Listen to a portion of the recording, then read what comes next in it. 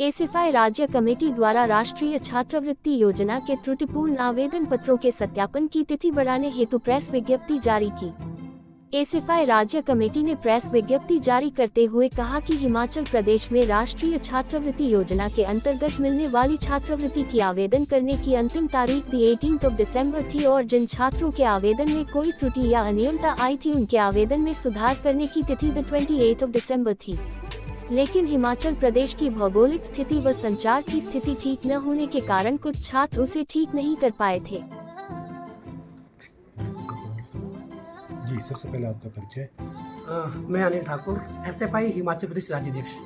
आज एसएफआई का एक प्रतिनिधिमंडल हायर एजुकेशन डायरेक्टर से मिला है, किस बात को लेकर? आज एसएफआई का एक प्रतिनिधिमंडल जो है डायरेक्टर ऑफ हायर एजुकेशन से मिला है। आज जिस विषय को लेकर हम लोग मिले हैं, आप लोग जानते होंगे कि हमारे देश के अंदर हमारी सरकार जो अलग अलग जो वीकर सेक्शन है, चाहे वीकर बैकवर्ड क्लास है जो हमारे देश के अंदर SC, ST, OBC और EWS, उनको लेकर जो है एक फेलोशिप जो पूरे देश के अंदर देते हैं, जिसको हम पोस्ट मैट्रिक फेलोशिप स्कॉलरशिप के नाम से जानते हैं। आप जानते हैं कि हमारे देश के अंदर अलग अलग राज्यों में अलग अलग तरह की सिचुएशंस है और हिमाचल प्रदेश के अंदर भी इस तरह से आप देखेंगे कि यहाँ पे जो ट्राइबल स्टूडेंट आता है, जो चाहे आपका किन्नौर से बिलोंग करता है, चाहे वो लाहौल स्पीति से बिलोंग करता है, चाहे दूसरे अलग अलग जगहों से बिलोंग करते हैं, वो छात्र जब शिक्षा लेने किसी भी इंस्टीट्यूशन के अंदर आते हैं और 10वीं के क्लास के बाद जो हायर एजुकेशन के अंदर आता है, तो उसके लिए जो है भारत सरकार जो है, जो गवर्नमेंट ऑफ इंडिया है, वो किसी तरह की मदद जो है स्कॉलरशिप के नाम पे करती है, जिस के आधार पे जो है आप देखेंगे कि जो पोस्ट मैट्रिक जो स्कॉलरशिप है, ये भी जो है भारत सरकार जो है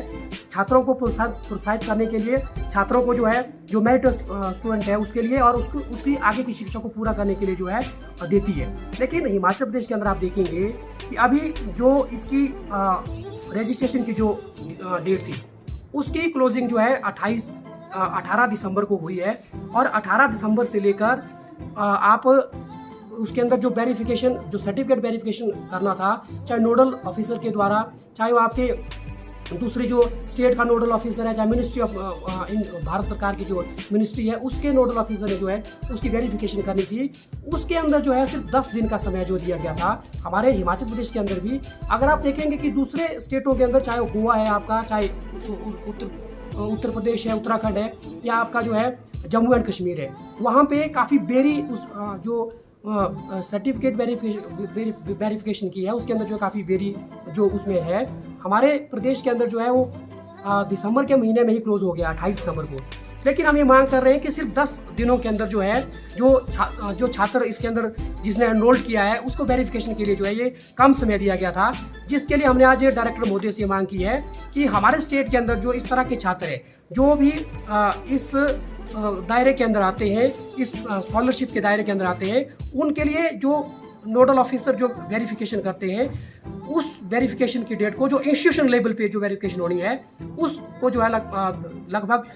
कम से कम जो 10 दिन के लिए बढ़ाया जाए। लेकिन आज डायरेक्टर महोदय ने कहा है कि हम 2 दिन के लिए इसके अंदर बढ़ाएंगे, क्योंकि हमारे हिमाचल प्रदेश के अंदर जो एनरोलमेंट हायर एजुकेशन के अंदर हुई थी वो जो है नवंबर से पहले जो इसके अंदर हो गई थी, लेकिन एमएड और बीएड के कुछ क्लासेस के अंदर जो है ये एनरोलमेंट जो है लेट हुई थी, जिसके कारण जो है छात्रों का जो फॉर्म फिल करने में देरी हुई थी और उसी वजह से जो है उसकी जो इंस्टीट्यूशनल वेरिफिकेशन है उसमें देरी हुई थी। तो सिर्फ 2 दिन का समय जो है डायरेक्टर महोदय ने कहा है कि हम देंगे, लेकिन हम ये मांग कर रहे हैं कि 2 दिन की बजाय जो है लगभग 1 हफ्ते का समय जो है इसके अंदर दिया जाना चाहिए, ताकि जाके जो भी छात्र जो है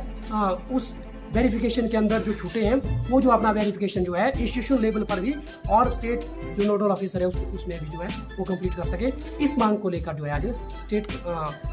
हमारी जो राज्य कमेटी है उसका जो डेलीगेशन जो है डायरेक्टर ऑफ हायर एजुकेशन से मिला।